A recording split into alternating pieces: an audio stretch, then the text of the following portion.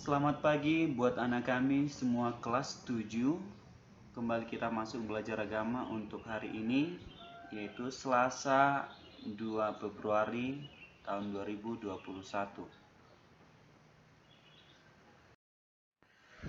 Materi kita untuk hari ini, untuk pertemuan kali ini, yaitu masih dengan membangun solidaritas sosial, belajar dari ajaran Yesus Kristus, yaitu pada bagian yang kedua.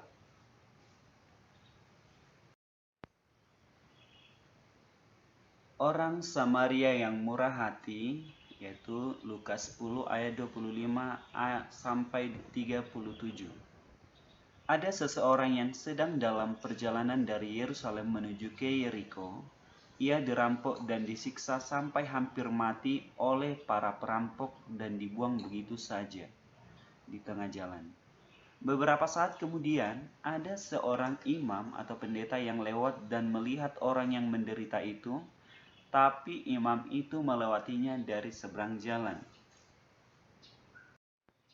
Kemudian lewat juga seorang Lewi. Ketika melihat korban, ia pun melewatinya dari seberang jalan. Lalu lewatlah dari jalan itu seorang Samaria. Ketika melihat sang korban, tergeraklah hatinya oleh belas kasihan. Orang Samaria itu mengangkat korban itu, mengobati semua luka-lukanya. Ia naikkan orang itu ke atas kudanya dan membawanya ke penginapan. Orang Samaria itu menitipkan si korban ke pemilik penginapan yang sudah mengenalnya. Tidak hanya itu, ia juga memberikan uang 2 dinar kepada pemilik penginapan dan memintanya untuk merawat orang itu. Katanya, "Rawatlah dia, dan jika kau belanjakan lebih dari uang ini, aku akan menggantinya waktu aku kembali." Nah, sebenarnya mengenai kisah orang Samaria yang murah hati ini kita harus bermain role play atau bermain peran, tapi karena memang kondisi pembelajaran kita saat ini masih belum bisa tatap muka, jadi Bapak memberi kamu nanti tugas di akhir video. Dan untuk lebih jelasnya mengenai kisah orang Samaria yang murah hati, bisa kamu lihat di video berikut ini. Lukas 10 ayat 25 sampai dengan 37. Orang Samaria yang murah hati.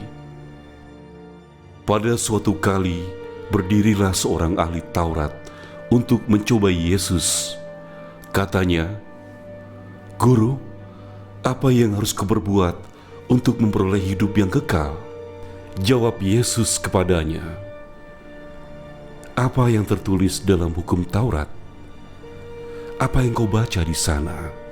Jawab orang itu, "Kasihanilah Tuhan Allahmu dengan segenap hatimu, dan dengan segenap jiwamu, dan dengan segenap kekuatanmu, dan dengan segenap akal budimu.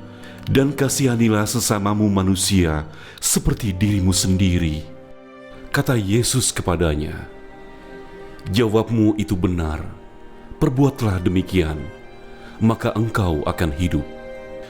Tetapi untuk membenarkan dirinya, orang itu berkata kepada Yesus, "Dan siapakah sesamaku manusia?" Jawab Yesus, "Adalah seorang yang turun dari Yerusalem ke Jericho. Ia jatuh ke tangan penyamun-penyamun yang bukan saja merampoknya habis-habisan, tetapi yang juga memukulnya, dan yang sesudah itu pergi meninggalkan setengah mati. Kebetulan ada seorang imam turun melalui jalan itu. Ia melihat orang itu, tetapi ia melewatinya dari seberang jalan. Demikian juga seorang Lewi datang ke tempat itu. Ketika ia melihat orang itu, ia melewatinya dari seberang jalan. Lalu datang seorang Samaria yang sedang dalam perjalanan ke tempat itu. Dan ketika ia melihat orang itu, tergeraklah hatinya oleh belas kasihan.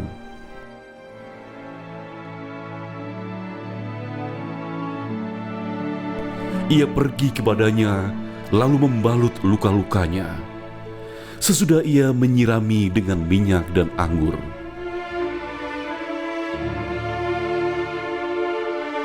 Kemudian ia menaikkan orang itu ke atas keledai tunggangannya sendiri, lalu membawanya ke tempat penginapan dan merawatnya.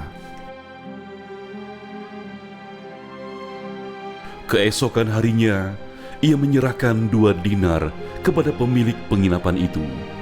Katanya, "Rawatlah dia, dan jika kau belanjakan lebih dari ini, aku akan menggantinya waktu aku kembali." Siapakah di antara ketiga orang ini menurut pendapatmu adalah sesama manusia dari orang yang jatuh ke tangan penyamun itu? Jawab orang itu, "Orang yang telah menunjukkan belas kasihan kepadanya."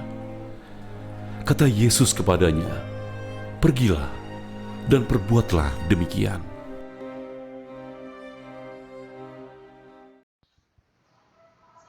Setelah kamu menyimak penjelasan Bapak dan mengamati video yang Bapak berikan tadi, nah, untuk pertemuan hari ini Bapak akan memberikan kamu 5 tugas yang harus kamu jawab berdasarkan isi dari video tadi yang telah kamu amati. Yang pertama, siapakah dari antara tokoh-tokoh cerita yang menunjukkan solidaritasnya pada sesama?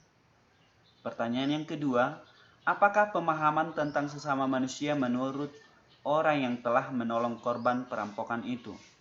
Yang ketiga, apa penilaianmu terhadap sikap imam atau pendeta dalam kisah ini? Setujukah kamu dengan sikap sang imam? Bandingkan dengan situasi di tempatmu, apakah ada imam yang bersikap seperti imam dalam kisah ini? Yang keempat, apa penilaianmu terhadap sikap orang Lewi? Dan yang terakhir, pertanyaan yang terakhir, apakah pesan yang ingin disampaikan oleh Yesus melalui cerita atau perumpamaan ini?